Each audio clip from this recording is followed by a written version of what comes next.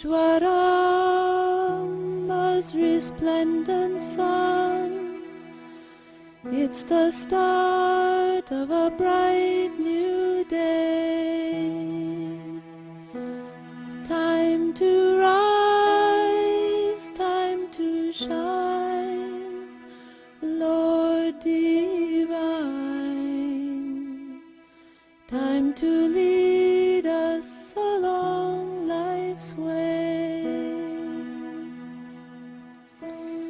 Awake, Lord of Buddha party. Awake, O Lord, over all mankind. Awake, O Lord of compassion,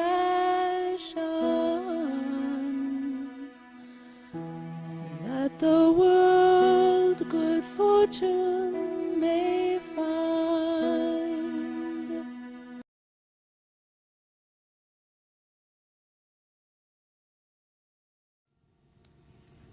So I'd like to talk to you. You know, Cheryl Fraser from Hawaii is going to talk to us. And I'd just like to tell you that for 16 years she's been a teacher. She has taught classes from kindergarten through 12th grade. She has taught special ed, and she has a variety of experiences. And from being a teacher, she even elevated herself in some way, monetarily at least, to being a vice principal and to principalship. And she's going to tell us about her experiences with bringing Sathya Sai Education and Human Values to various places in Hawaii. And with that, let's have Cheryl talk to us.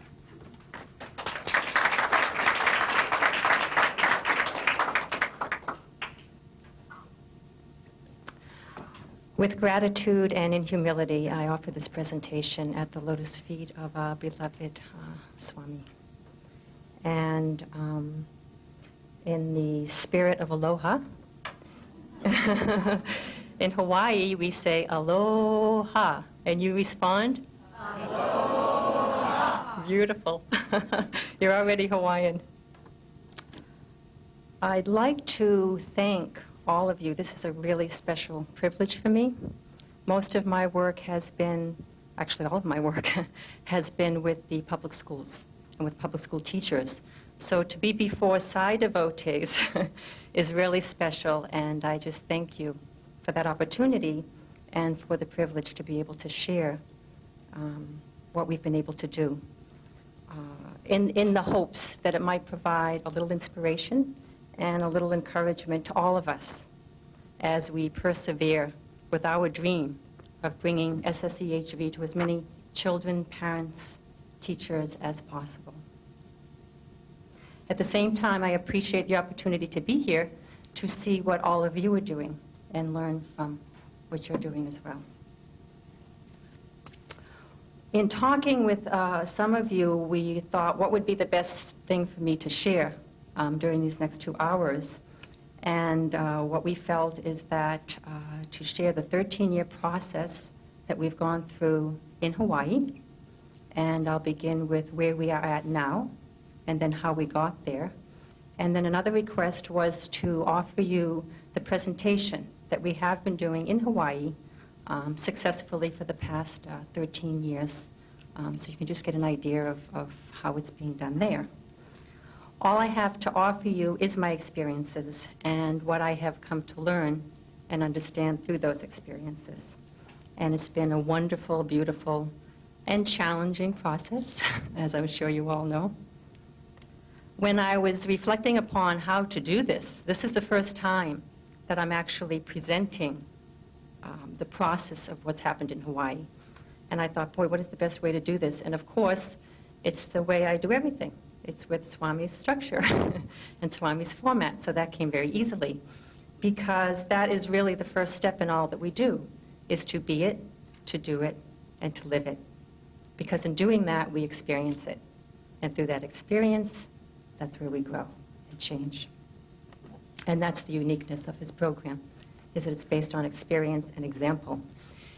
if at any point I have a lot to share and I need to honor the timeline and I need to limit myself, but at the same time, if you have any burning questions, I welcome those because that helps me connect with you and make sure that you understand what I'm talking about. If it's not a burning question, you can jot it down and then maybe we can approach it at a later time. Like many of you, we've been faced with obstacles and fears, and the question is, how do we overcome those obstacles and fears? And the answer is always simple. It's through love and with truth and with infinite patience.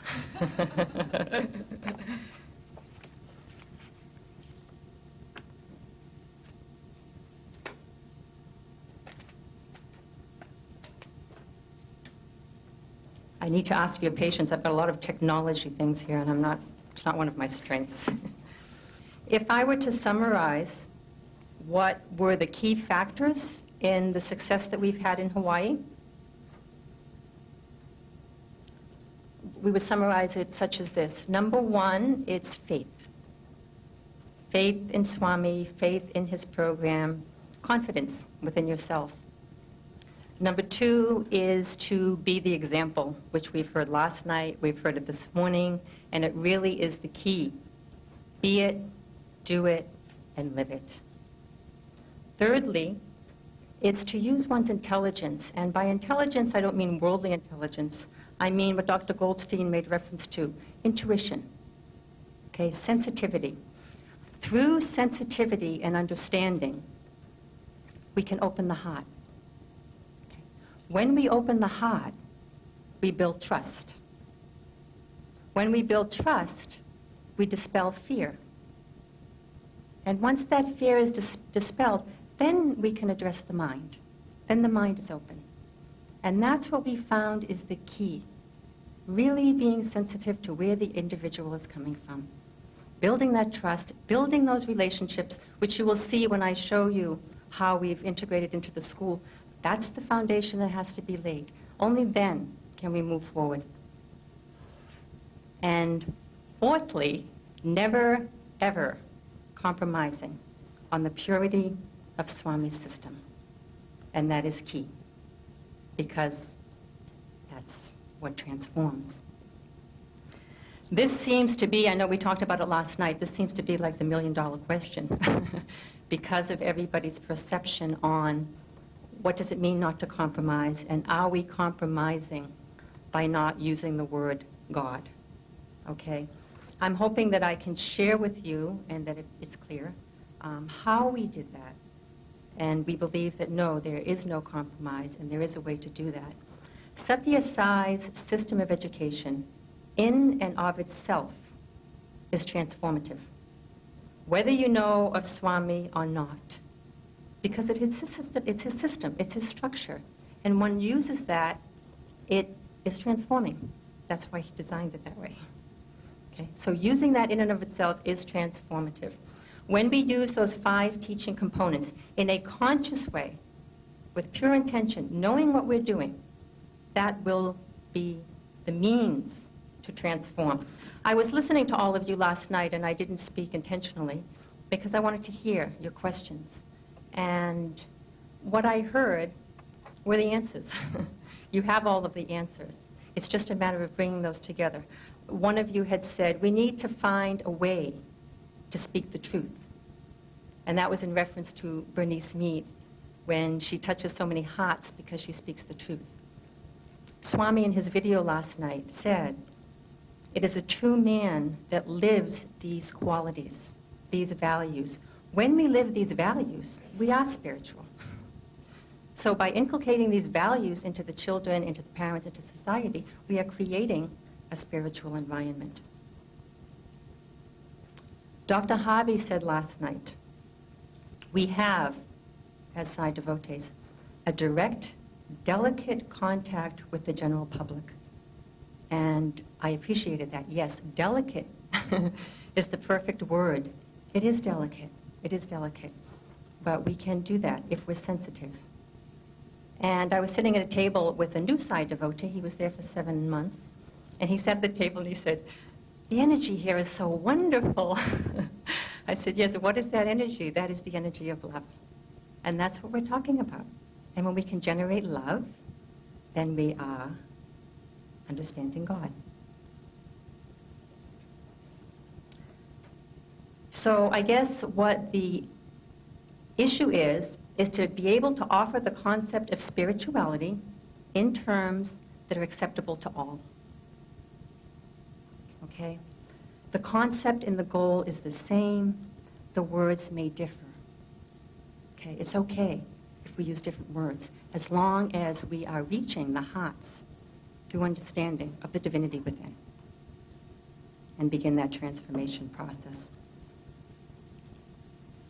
I'd like to share with you, if we speak about what is the goal of SSEHV, and to sum it up simply, the purpose of the Sathya Sai Education Human Values Program is to build good character in our youth by instilling in them the 5 basic human values, thereby helping them to achieve human excellence and perfection, leading them to realize the goal of the brotherhood and sisterhood of humankind.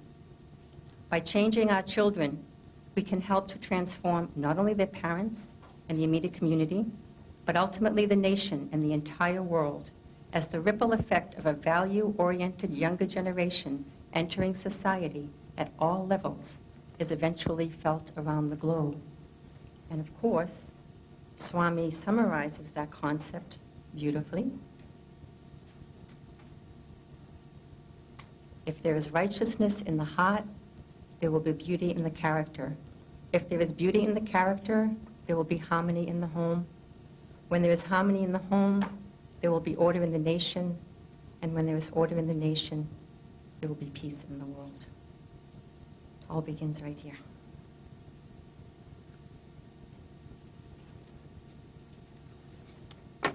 What I'd like to do right now is begin with the song. I'd like to make this as interactive as possible, but because of time limitations, I need to be a little creative. So what I'd like to do, though, is begin with the song that we use all of the time. It's almost become a theme song in Hawaii.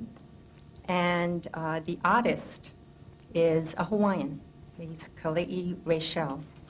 And whatever we do, the intention is always to connect with the heart. I dress this way intentionally. Why?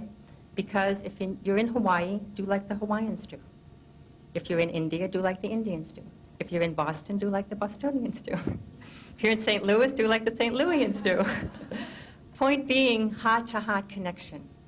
And that's what we want to do. So whatever music we choose, being that I've taught kindergarten through 12th grade, I am going to share with you some music that can be used for the upper grades as well. This particular song has been used kindergarten through 12th grade. It's become a theme song. They love it. And it's about dreams. It's about dreams. It's about holding on together. It's about cooperation. And we use it to reinforce the values of love, friendship, peace, and nonviolence. So we are going to sing this together.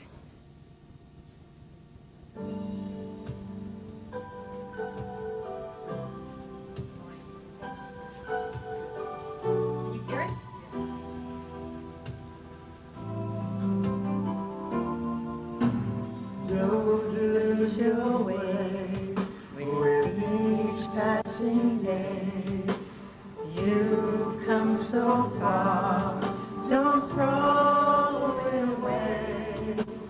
Live believing, dreams are for breathing, wonders are waiting to start.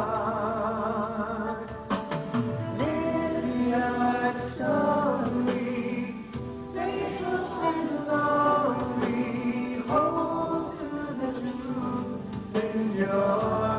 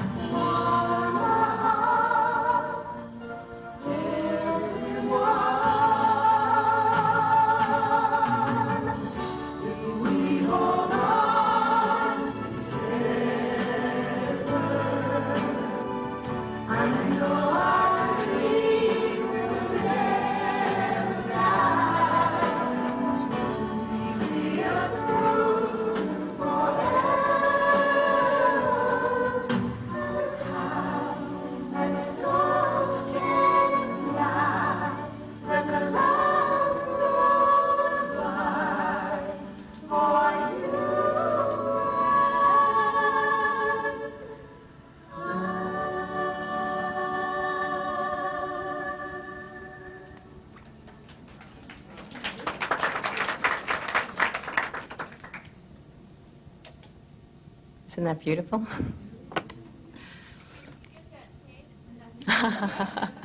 Why not? Yes, you can. That actually comes from a CD. I'll share with you what I have. I have lots of materials for you. Okay? I think that would be my theme for today. Hold to the truth in your heart. Okay? Dr. Goldstein spoke this morning about having confidence in our own conscience. Okay? Dr. Harvey spoke last night that we need to begin to speak up. We need to feel confident to share. And it's the truth within our own heart. It doesn't mean we always have the right answer. It just means that we're sharing. Because if we believe that the truth is within our heart, then the only way we're going to find that is by risking and sharing and being open. From here, I'd like to share with you where we are. Where are we in Hawaii? And I'd like to begin with the fact that Sathya Sai Education and Human Values has been accepted by the Department of Education on a voluntary basis, and this happened in 1986. Okay? So we are free to move forward with it and have been for 13 years. What's very exciting is to see that after 13 years of planting seeds, giving workshops, creating awareness, creating respect for the program, integrity of the program, I had the opportunity as a principal and vice principal to attempt to integrate it into a entire school system, which was my biggest challenge. And it worked.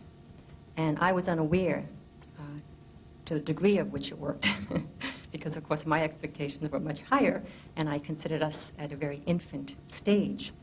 We just had, when we first entered the school, Jane Uehara, who is the principal I work with, the school was in such bad shape that we only got 1-year accreditation.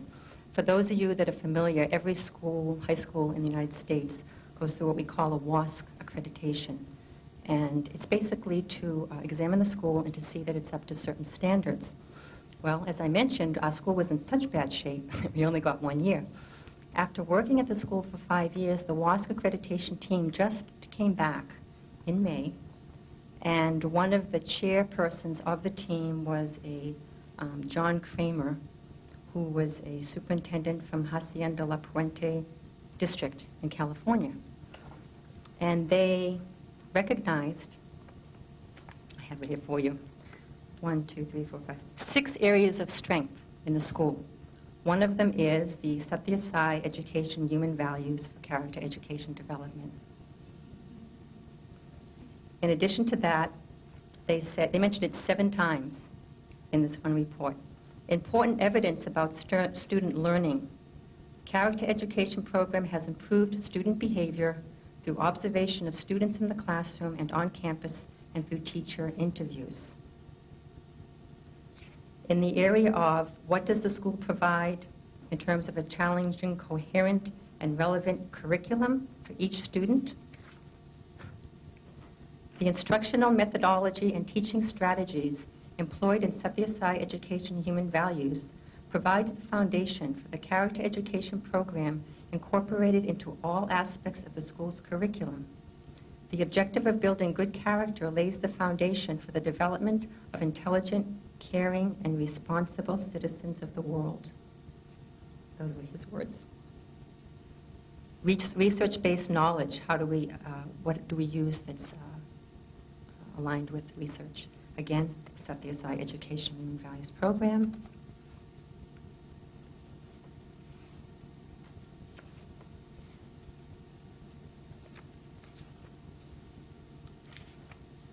And again, in the area of parent-community involvement, they recognized it as one of the strengths.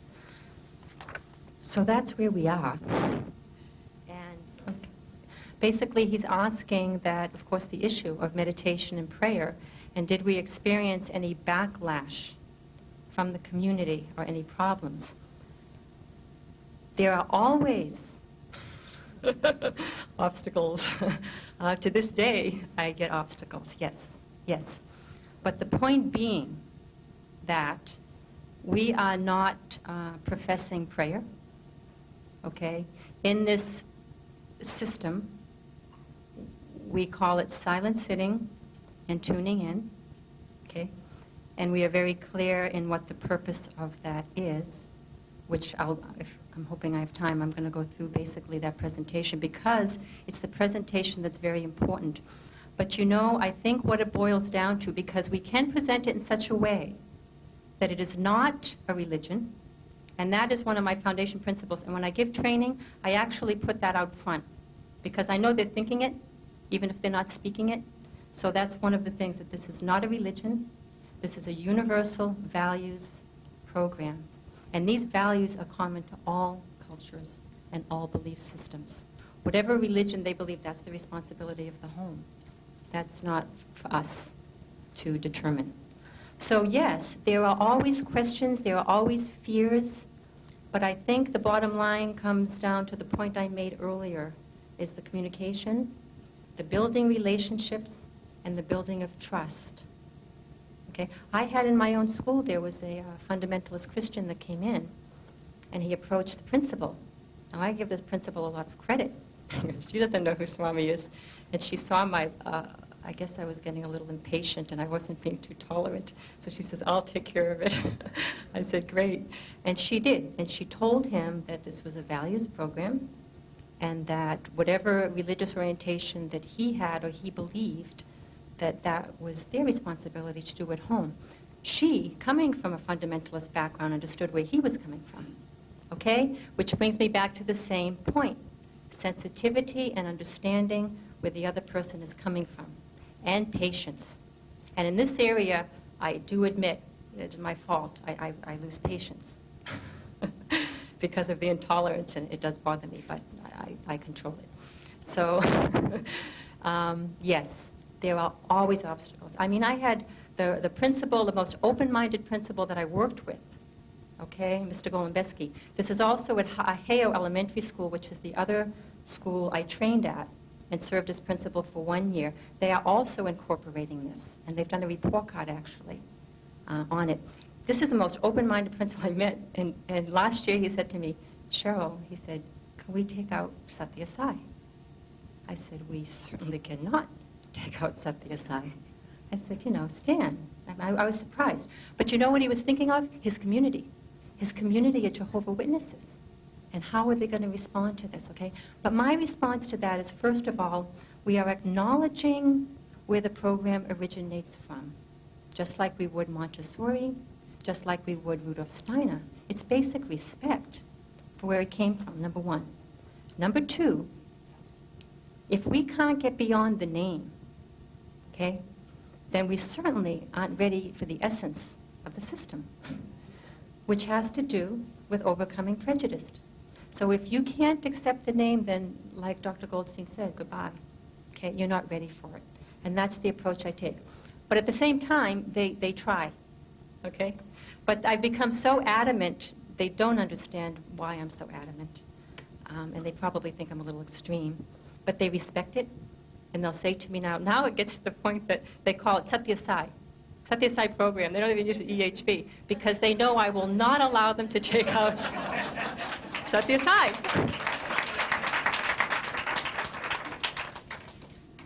And they tiptoe with me now. My principal says, now I know you want to keep the integrity of the program, but can we do this? I said, yes. There's tremendous flexibility and creativity within the system, but don't touch those 5 levels. Those must remain. Spiritual, intuitive, psychic must remain, because that's the heart. That's what makes it unique over everything else. Yes, constant obstacles. But with faith, with understanding, with patience, I back off. There are times when you just have to back off and say, I mean, I've gone through tremendous frustration. So I give up, Swami. Come so far, major block, I give up. I give up, he opens the door. Do you present it to the parents before? Or do they get to know this because of the school? Both. I did, I'm going to go through that. You know, I'm a little concerned because I'm running out of time, and I have to decide what to share now. I think I'd like to share this, number one. What is it because I got this question from several of you. What is it that makes this program unique? Because sometimes we feel like we have to say, well, it's because of God that it makes it unique, okay? What makes this program unique is, number one, it's based on experience, and it's based on example. We must set the example, and we provide the experience for the children. Number two, it is a process which is transformative in nature, okay?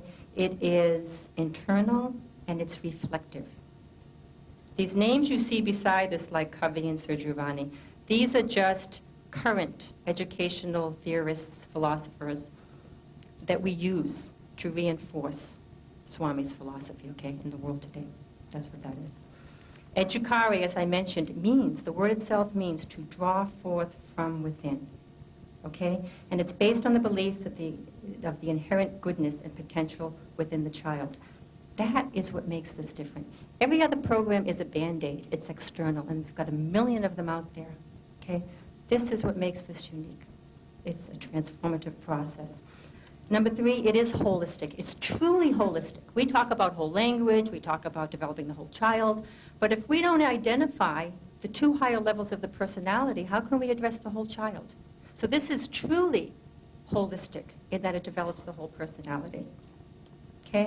And of course, those of you that know Howard Gardner, his multiple intelligence theory, that's what he's talking about also, 7 intelligences. It's interdisciplinary, it's integrated within the entire school curriculum.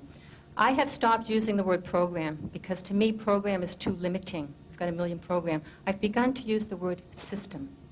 It is a system of education to be incorporated into the entire system. Okay? And of course, its design impacts the children, the teachers, the parents, and the community. I'm just going to give you a quick overview of how we've incorporated it into the entire school, okay? I've put the curriculum in the center as the heart. The curriculum is the heart, okay, of the school. From there, we branch out to school-wide integration. We branch out to staff development. We've incorporated into the parent-community network. We have to, of course, incorporate it into our fiscal management because you need funds to be able to run this. So what we've done is we've designated a certain amount of money for character education within the budget, and then we use that money if I want to train teachers and have them have sub-days, you know, because it can be $1,000 at once if you have the whole staff there. Okay? So that's very, very important, or else how do you run the program? State-district connections, very important. Keep connected with the state, maintain that awareness, let them know what we're doing, and take advantage of anything that's happening that connects with it. And always, always, always support and inspiration. I've added that to that. We must always continue to support the teachers and to inspire.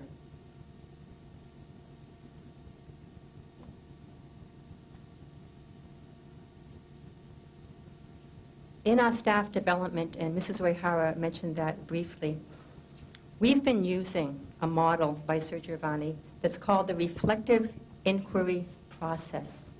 Okay? So what we focus on the teacher is their personal growth, their professional growth, through this reflective inquiry process so that they become what we hope reflective practitioners. Okay? So again, you use tools to bring about the same goal, which is Swami is saying.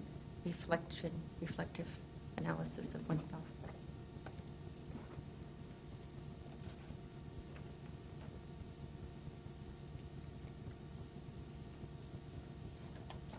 Okay, I'm just going to show you quickly. In each of these areas, for example, under curriculum, we developed character education targets. I have all of this, and what might be more appropriate is that when we break out into our small groups, whatever is appropriate for your group, I'll be happy to share with you. We had the word and value of the week. It's incorporated into what we call our school-wide improvement plan. Okay? It's integrated into the whole school plan. We have 4 target areas, one of which is character education, one is technology, one is school-to-work connections. Okay? I must show you the report card. That's our list of values for the week.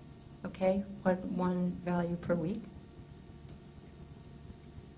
Here is the report card that Hale has. They developed it. I didn't touch this. Okay, I didn't have anything to do with this except little inspiration. This came from them. Okay, Character education is the essential foundation for the development of an intelligent, happy, confident, successful, responsible person and a peaceful, caring, productive society. There are 5 universal human values essential to this development. The following progress report is our assessment based on our observations throughout the semester. Every child goes through phases based on individual developmental stages, environment, and other factors not necessarily school-related. And what they've done is they've taken Swami's 5 values, okay? And that's actually, this has been approved by the district. So this is their report card. And on the bottom, you can see, they put Swami's quote. Truth has to be said, right action has to be practiced, peace has to be experienced, love is who we are, nonviolence is not causing harm in thought, word, or deed to anyone or all of nature. Sathya Sai, international teacher. Bernice Mead was there. Remember Bernice, when they were in the process of developing this, she was there, and they've come up with it. Every student is assessed on the 5 values. Okay, there's been a request for me to actually go through the presentation that we do in Hawaii. I'm seeing heads shake. Okay, so I'm going to stop. I mean, I have so much to share, but I need to stop. So I think you got the picture, yes? And I guess at this point, if you will just take like a minute, and then I will go ahead. How many of you have not been through an actual formal training?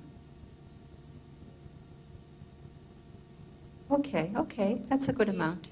EHV. No, EHV. Okay. The reason I'm asking is I don't want to be redundant, and yet I will be. So for those of you that, as B said last night, those of you that have heard this, please be tolerant and patient. And it is just really for the purpose of offering you a way that we've presented it to the public schools, maintaining the spiritual and psychic levels that's been acceptable. Okay?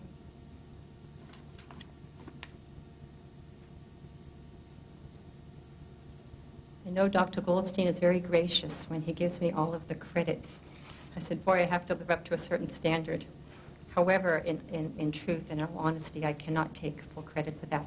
I have worked with 2 other people that truly have been my partners in this, and their name is Anil and Pamela Malhotra. And how did we get here? How did we get here is really important, okay? This began, and this is going to be this is our story, quick overview. In 1985, Mr. and Mrs. Malhotra attended the SSEHV training in San Francisco, which was conducted by Ronnie Morantz and B. Flagg and Bernice Mead. And after the training, they were so excited. Ronnie and Dr. Goldstein said, go back, do it, implement it. Well, they came back, they were all excited, and they did it. So what we did is in 1985, Mr. Malhotra introduced it to St. Joseph's School, which was a Catholic school. And that's where I was teaching at the time.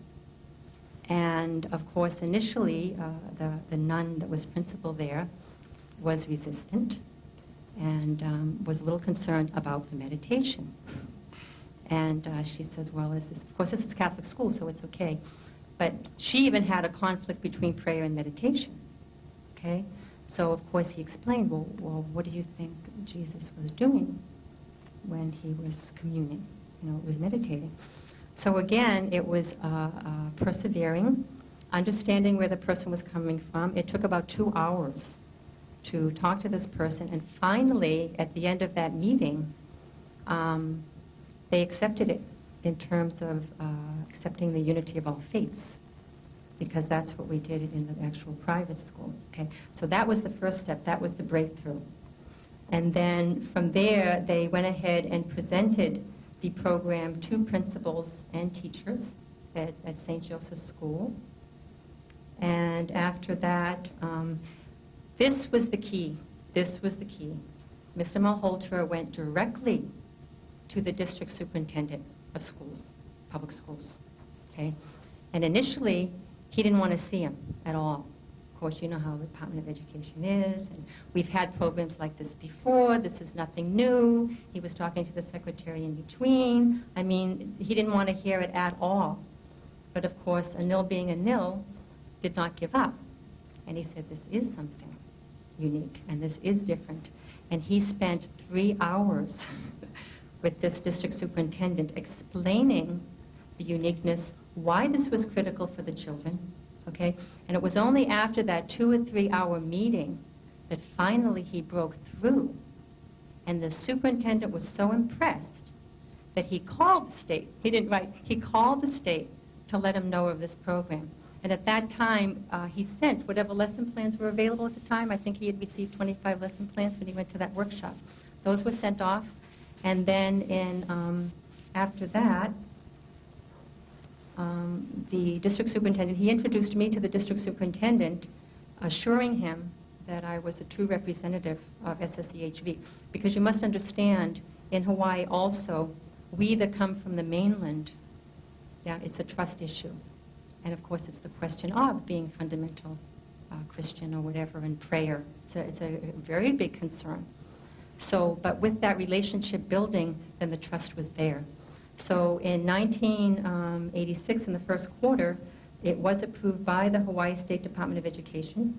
And what the district superintendent did was he assigned me, and I wasn't in the DOE yet, I was still at the private school. He assigned me to a personnel specialist called Roland Kadota, which I think he was in counseling. And Roland Kadota, his task was to bring me to the principals around the island to introduce this, okay? So what I did is I went with Roland. Roland didn't know what was going on, and he thought, there's no way you're going to get this through. And I said to him, just tell me, each principal we went to, I said, tell me a little bit about the principal so I know where they're coming from, and then I'll be able to communicate. So we went, and each principal we went to was open. And you know why? Because they had the support of the district superintendent, and therefore the fear is dispelled, because what principal is going to take this, without some kind of backing? It's a spiritually based program, and we presented it as such. No compromise. Then we were going out to Waimea, and he said, this principal, forget it. She's very intelligent. You'll never get it through. I said, great. I'm glad she's intelligent. Well, I sat there with her, and she looked at me. She listened to me. She says, what are you doing with him? So that gave me a little insight in how they felt about him. But anyway, I didn't know anybody. I wasn't even in the system. She just embraced it. And she was very excited about it. So after that, what I did is I offered, and I'm telling you this process because I believe that you can do the same thing, and this is what's worked, and this is how it works. After that, I offered to the principals to give half-hour presentations. I said, I'll be happy to give half-hour, just a taste, see if you're interested. If you are, great. If you're not, that's okay, But you need to have some kind of idea what it is. Every single presentation I did, half-hour, just a brief one, 100% interest. Okay, they were so, how can you not? It's Swami's program. The program speaks of itself. All you have to do is present it. Okay? So 100% interest. So that's where it started. So then we had a big workshop in 1986, and at that time was when Ronnie and Dr. Goldstein and me came over, and we had that workshop. And then after that, where am I? Okay. Implementation of SSEHV at each school that I was assigned to. I was a gypsy teacher. Now I know why Swami did that, because he wanted me to plant seeds. But boy, he certainly made it difficult. I was all over. What I did is my background was German, and in Hawaii there's no German. So what do you teach? Okay? Teach whatever you can teach, wherever there's a job. So at every school I was at, I implemented. So I was developing curriculum. It went from kindergarten to 12th grade. Can we put on the next one?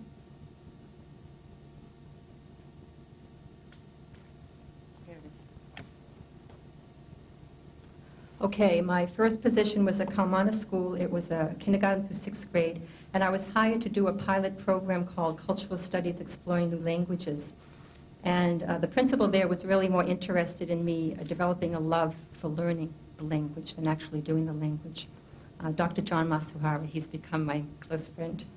I didn't know how respected he was, and he really wanted me for the position, and me being me and not knowing who he was, I said, well, the only way I'll take this position is if you promise not to tell me what to do. Because if you tell me what to do, I can't teach. Because I knew I needed to do Swami's program, or I wouldn't want to do it. So he smiled, and he hired me. And that was the foundation of my curriculum, of course, was Swami's program. So what he did is he observed. I didn't tell him what I was doing. He observed. I did it. Do it. That's my point. Do it. Live it. You don't have to talk about it. Just do it. In doing it, he was observing. He says, what are you doing? I said, come, have a seat. We'll talk. And we did. And I introduced it to him that way. So that was the first one. Then from there, they put me out to Waikea High School. And I did a combination of Project Aspire, which was a special ed program, and intensive basic skills. And once again, integrated into the curriculum and trained teachers. Every school I went to, I did a teacher training. Okay. Next one was, I can't see him. Oh, I did a presentation to the Hawaii State Board of Education. That was just, again, to create awareness, continued support. They continued supporting it on a voluntary basis. And then from there, I went to Pahoa High and Elementary School. And that was my 6th year. That was that incredible experience I had where I almost left the profession because it was so difficult. And I said, I either have to become stone because they're hurting me so much, or I have to leave. And knowing me, I couldn't become stone, so I figured I had to leave. But I did see the change. That principal made the SSEHV training mandatory. And I said, oh, no, no, no, you don't want to do that. I said, this is voluntary. This is something that can't be forced. This has to come willingly. He made it mandatory. 70 teachers, K through 12, they loved it, even mandatory. Okay? Then from there, I went to Hilo High School, 12th grade British literature, Latin, and then from there I went down to the 9th grade and did the language arts as well as the GT classes. Once again, training the teachers at the school. At that point, I did a parent community network training. You asked me about the parents, and that was a island-wide parent group. And I thought, how do I present it? Do I do the same? I did the same presentation, and they loved it. Okay, so it worked. From there, I went into training. It was on Swami's birthday. November 23rd, I saw an advertisement for going into administrative training. I said, because I never thought about doing that. I said, okay, Swami, is this what you want me to do? And if you do, doors will open, and if you don't, I won't. Well, the doors opened, and I continued that. My project, what they call a school improvement plan, okay, to pass your administrative training, was at Hawaiian School, and it was to incorporate social responsibility into the curriculum. I said, perfect. Social responsibility, service, Swami. Okay? It's all Swami. No matter what you do, it's Swami. You just have to make those links. So I did that, and what was interesting is when I went before the board to present this project, it got the highest score possible. Okay? Swami again, right? You can't beat Swami. Okay, and then came the challenge. I said, okay, as a teacher, it's easy. This is easy. The teaching is easy. The training is fine. Everybody loves it. The challenge is, can I help to put it into a school system and impact teachers?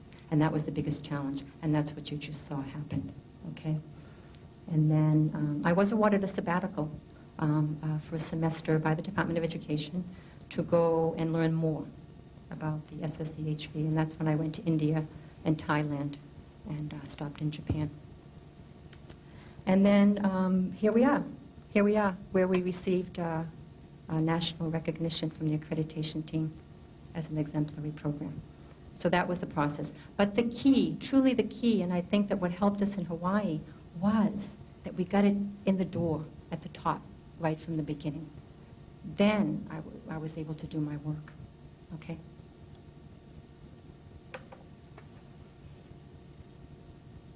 is to get teacher buy-in. That's the hardest, because he even said himself, he says, what's this character education thing? It's another thing. It's another program. What convinced him was seeing it. That's what he said. But when I saw, if we model the lessons, okay, again, it all boils down to doing it. If we model and they see how the children are responding and what an incredible impact it has, that's number one. Okay. Number two is to believe how important it is. I believe this with all my heart. This is the answer to our problems, to our children's problems. That's how important this is. And what we need to do is help them to understand that this is not something extra. It is an approach. That's what I'm hoping to show you. It is an approach to teaching. It's very simple. Once they get that approach, okay, their teaching will be more effective. It will have more impact. They will have less discipline problems because the children become self-motivated. Special education kids, children are where I saw the greatest impact and transformation. So in the end, it'll make their job easier. I mean, that's all I can offer is the example, nurturing it, sharing it with them, and then showing them how easy it is. Yes? First approach them, what if they come back and say, we already have a character development program in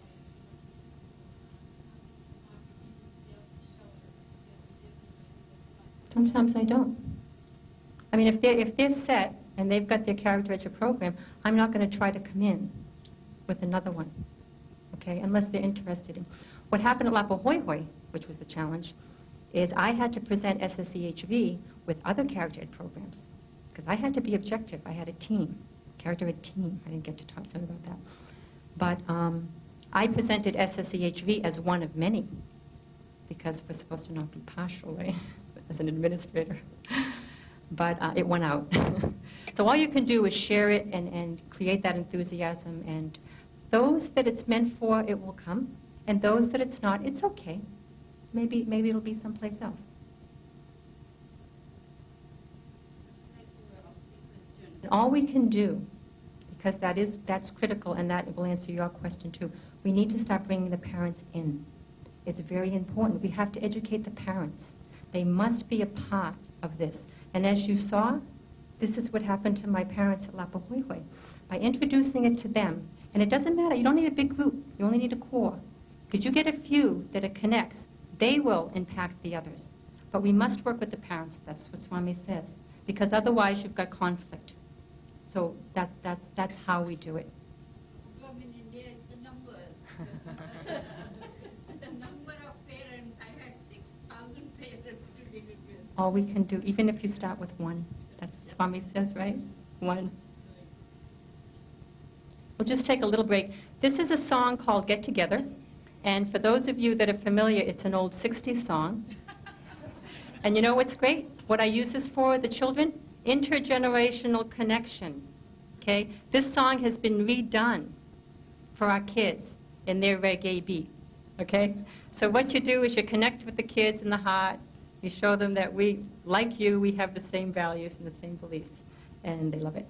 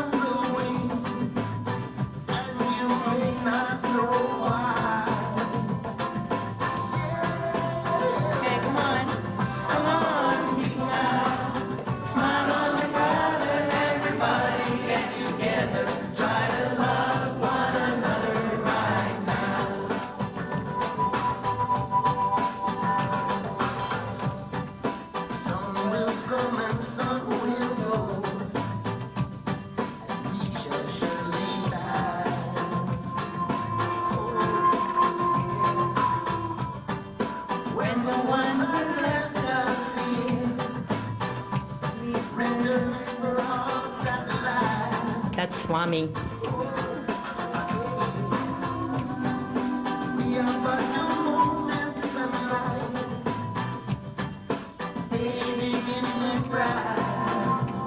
Hey, everybody.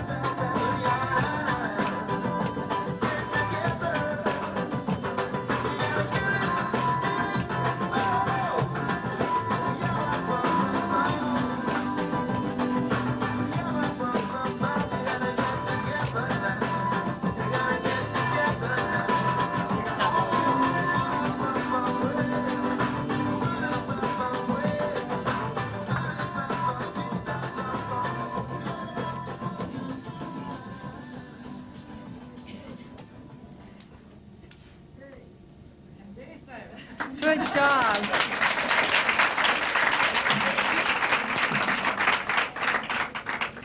What high school student's heart wouldn't you touch with that? Very simple. I had 12th grade hardcore, low-level, all boys come into my classroom. They went out singing. And they said, "Are we going to do this tomorrow?" I said, "We certainly are." All right, I need to, I don't know what I'm going to do here. I need to shorten. I've got 15 minutes, and I cannot do the whole presentation. So, summarize it. Oh. Do it.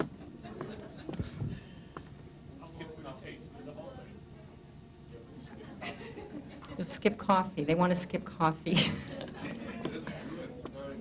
You want me to just do it? All right, I'm going to speed. That's high speed. Okay. And I'm just going to go through the whole thing then. So you've got it. Okay. Basically, Sathya Sai Education Human Values Program, okay, is now receiving international recognition and widespread interest among American educators. The originator of the program, Sathya Sai, is an international teacher and most widely respected educator in modern India. He's the chancellor of a university and the founder of a whole network of primary and secondary schools, colleges, and vocational training centers. these Sathya Sai educational institutions have given the program freely to educators all over the world, which has been adapted to each country's culture and educational system. And then you can give them an example of where it's being used around the world. SSEHV is an interdisciplinary approach.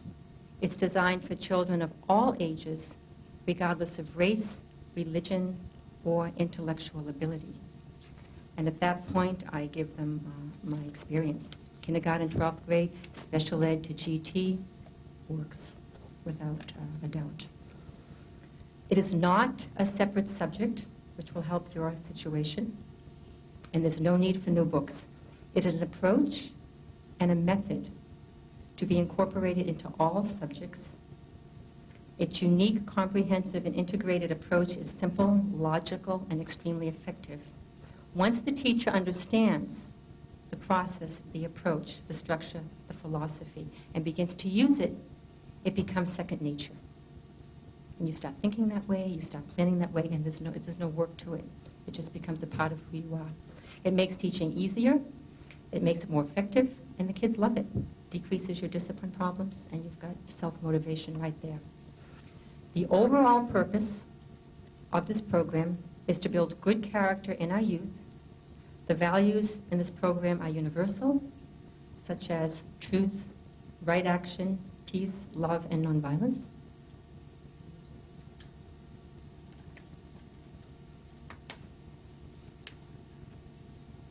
Which is going to be my help.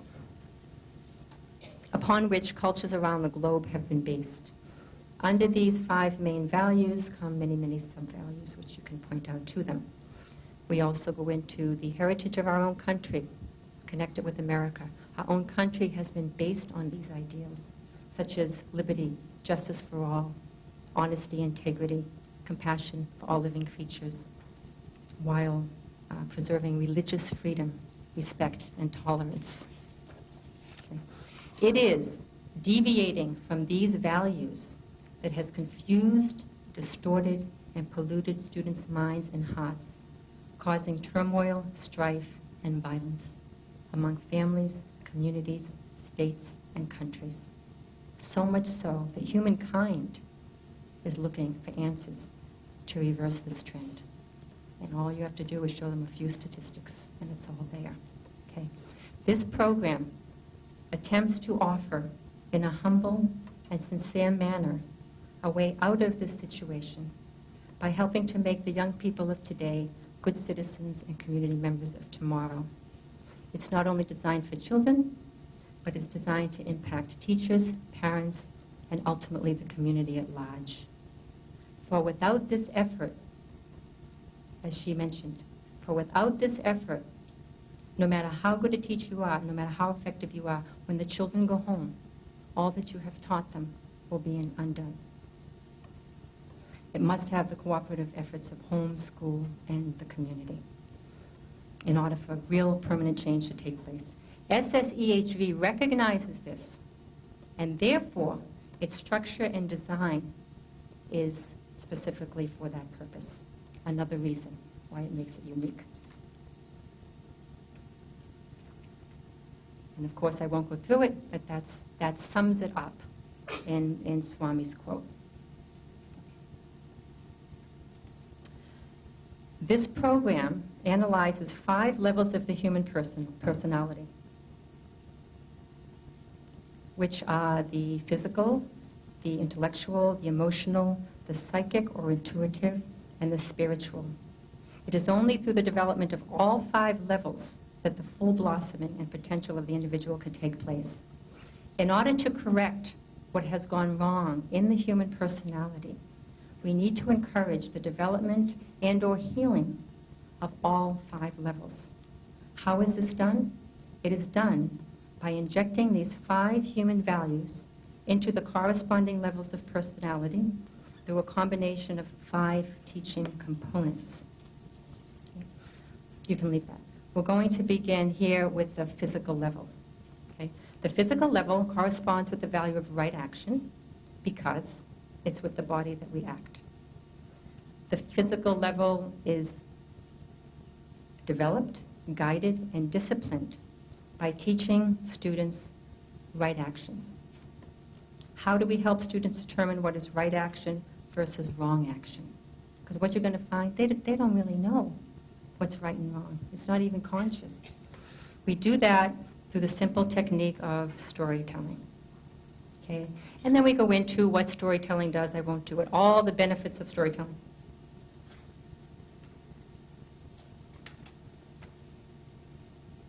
Here you go. They generate interest, they capture attention, they provide positive role models, nourish the imagination, inspire one to live these ideals. Knowledge is gained, high ideals are instilled, and it parallels real-life situations. Okay? Stories are extremely effective for driving the message home. You can use stories from anywhere, from any culture. For us, we can talk about Thomas Jefferson, Abraham Lincoln, Harriet Tubman, Mahatma Gandhi, Eleanor Roosevelt, connected with the American culture, okay? It inspires the children to want to live these ideals in their own lives, okay? Depending on the grade level and your experience as a teacher, okay, and your preference and your curriculum and your content and whatever it is you're teaching, you can also use videos. I've used Mahatma Gandhi. It's one of my favorite units, and I have that for you. I've integrated it into a unit plan, Mahatma Gandhi and Romeo and Juliet. Impacts the children incredible. Because you know what the students will say to me? But miss, you don't understand. You don't understand. We have to fight back. I said, I do understand. Believe me, I do understand. I may seem like an idealist, but I do understand.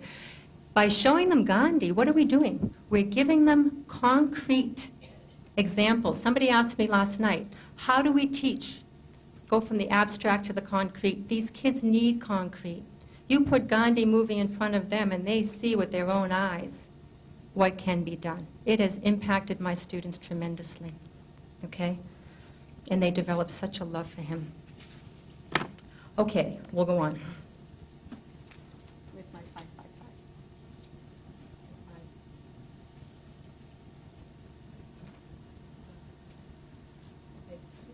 The one that's up at the side if you find it. Okay, the next level of the personality is the emotional level. The emotional level corresponds, thank you, with the value of peace. By peace, we mean emotional equilibrium. Okay? Apply it to ourselves. When we as adults are upset or emotionally unbalanced, we do things in a hurry, in a scurry. We make mistakes. We often end up hurting people, the ones we love most, unintentionally. Okay? Well, if we do that, what about the children? Okay? These emotions must be harnessed and understood in order to be a proper instrument for the well-being of the child and for society. When we experience this emotional equilibrium, this is what we mean by peace. Okay? How do we balance the emotional level? By making it calm, steady, through a simple technique called silent sitting.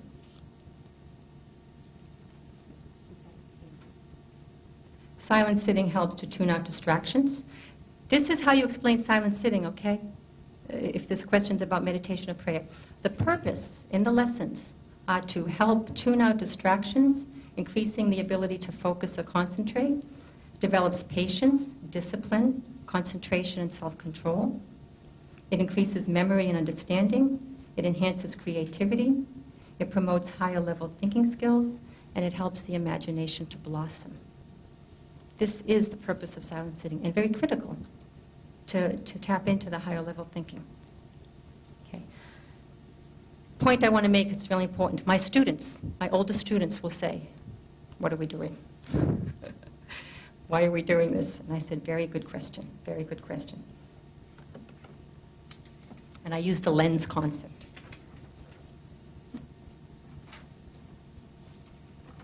Because the older ones they'll question more than the younger ones.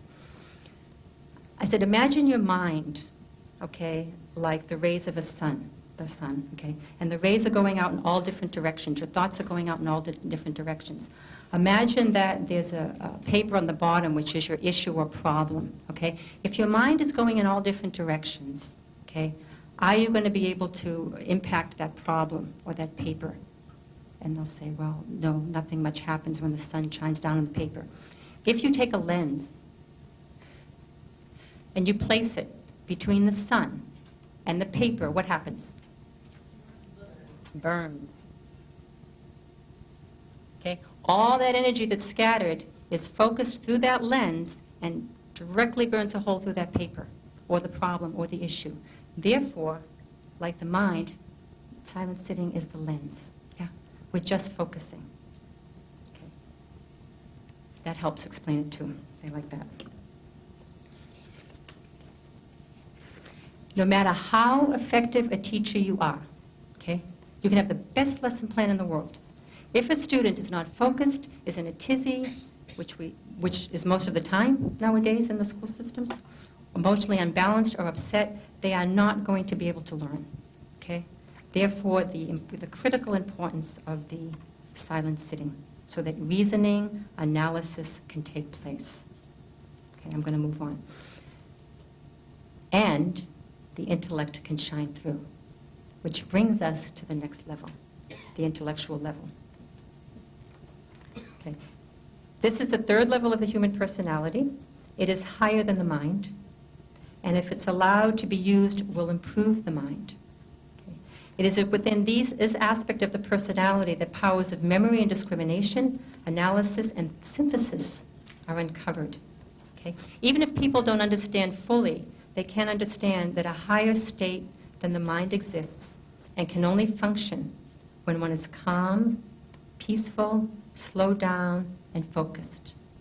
Because then one is able to use logic, analysis, and determine what is right from what is wrong. Okay? When this is happening, the intellect is being allowed to work and guide the mind. Okay? Here we give an example. You've often heard of poets, writers, economists, scientists, and sometimes even teachers as being intellectuals, okay, and pondering. What is it that they're pondering about? What are they thinking about? They are thinking about or analyzing truth. Okay? Therefore, truth corresponding to the intellectual level. Therefore, this level of personality is allowed to blossom and flower through the value of truth by using the simple technique of quotation, a thought for the day. Okay? Quotations, a thought for the day, help to develop memory, promote analytical thinking, sharpen the intellect, stimulate an inquiry into truth, and cultivate high ideals. These students will draw upon these quotations and these thoughts in everyday life for inspiration.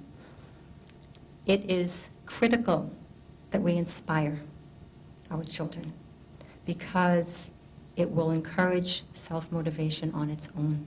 You will have no discipline problems. Okay. Now, among these intellectuals are some that are exceptional, such as Albert Einstein, Thomas Jefferson, Shakespeare, Keats. These might be individuals we would consider having progressed to the fourth level of the personality, which is the psychic or intuitive level. Okay.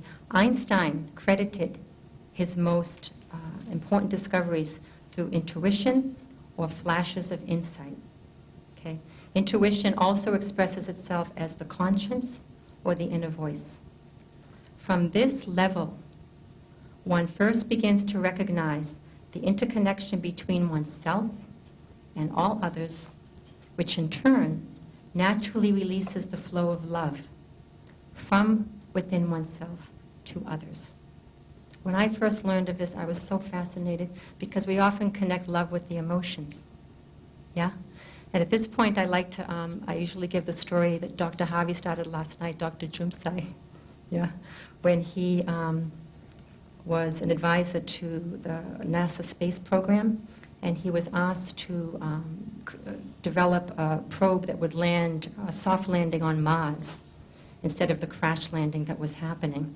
Well, he was in his office, and he couldn't figure it out. He went out, he practiced silent sitting, and the whole blueprint flashed before his eyes. He went back into the office, he drew it, and it worked. And it was the first time in space history that an unmanned probe landed on Mars and didn't crash. And therefore, the importance of silent sitting as the precursor to developing that intuition or tapping into that conscience. He explained this once, which I loved. What do we mean when we say, I love so-and-so? Okay? It's not with the physical. Okay? We don't love with the physical level. We do not love with the intellect.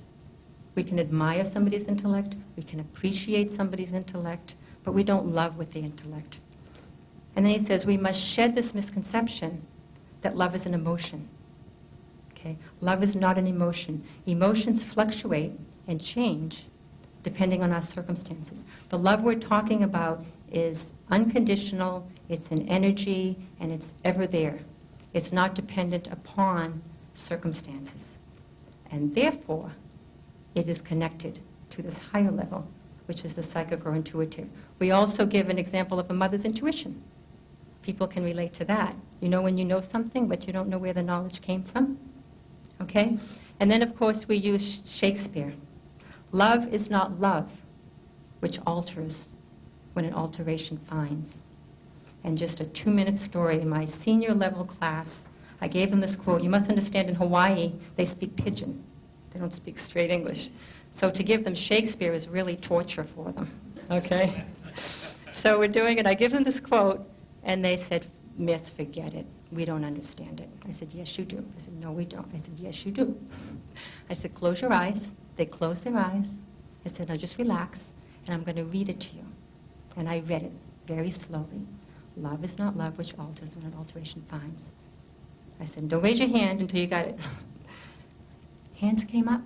They came out with the most incredible answers. Okay? So simple. So simple. It came from within them. Okay? The power of silent sitting is you have to experience it to believe it. Theoretically, like I'm telling you, it makes sense. But when you experience it, it's even beyond theory. It's like, how is this working? Okay? Truly taps into the knowledge they have within themselves. Basically, love, of course, breaks down barriers. 5 minutes. We're almost done. Generates love, calms and captures interest, it inspires, and it reinforces the lesson. And this we do through the group singing. I should have said that for group singing. This is what group singing does. You experienced it yourself right here, yes? How did it make you feel? Okay, that's how it makes the students feel. Okay, very powerful tool, and they love it. From a scientific, physiological point of view, the human system has a rhythm of its own. When a person feels good, the breath is rhythmic, the heart is stable, and the pulse is steady. Likewise, when we're upset or pressured or worried, the breath, heart, and pulse become erratic. Okay? When we sing, it brings it all into harmony. Okay? Therefore, music is a science as well as an art. Okay? When, here we go to the spiritual level, when this love energy is expanded from within you to those around you, then the spirit of the brotherhood and sisterhood of humankind is felt, which is the ultimate goal of SSEHV. This brings us to the 5th level of the personality, which is the spiritual or energy level, and that is the energy that unites all of us in love. One can actually see this. Okay, and I usually show them a picture of Kirlian photography. Okay? Scientists have proven, basically, that this energy exists around all living things. Even if a physical portion is cut away, and in this case it was the leaf, the energy around that remains the same. Okay? Therefore, this energy unites all living beings through the value of nonviolence. Just as colored lights are of various hues, but still lit up by the same electric current or energy, so too, we as humans have different eyes, different skin color, but we're all connected and animated by the same energy or life force. And this is the essence of atomic physics. When it comes to atoms, we're all the same. Okay, this is what we mean by the spiritual level. Thus, nonviolence is the value which corresponds with the spiritual level. When we begin to understand our interconnection and our interdependence and interrelationship with all creation, nonviolence will be a natural consequence. We come to understand that whatever we do to any living thing, we ultimately do to ourselves. Okay? And therefore, it's the boomerang concept. For every action, Newton's law of physics, for every action, there's an equal and opposite reaction. So what happens is nonviolence becomes a natural. You don't teach it. When they understand love, when they understand the interconnectedness, then nonviolence will be the natural consequence of that. Okay? And that's the goal. It's a wonderful tool. This Newton's law of physics I've used as a concept for my kids all the time, because they blame us, yeah? It's not me, it's not your teachers. You are responsible for your own actions, and you will reap the consequences of what you do. Wonderful tool, they love it. In Hawaii, they call it what goes around comes around. Same thing. Again, words may differ, concept is the same. It doesn't matter how they describe it if they understand it in their hearts. The ultimate goal of the SSEHV program is to instill the concept of the brotherhood and sisterhood of humankind. The Golden Rule simply states that for us. Do unto others as you would have others do unto you. When we make distinctions, I remember Dr. Goldstein saying this, when we make distinctions because of race, color, or creed, we give rise to stereotyped thinking and unfair judgments. Differences are superficial, including physical stature, blindness, handicapped conditions. We want to teach the children that we can learn to appreciate our differences, to respect and learn from one another, and to work together as one race, the race of humanity. And that's basically it in a nutshell, and then you explain the group activity and what that does, and that's it. Sairam.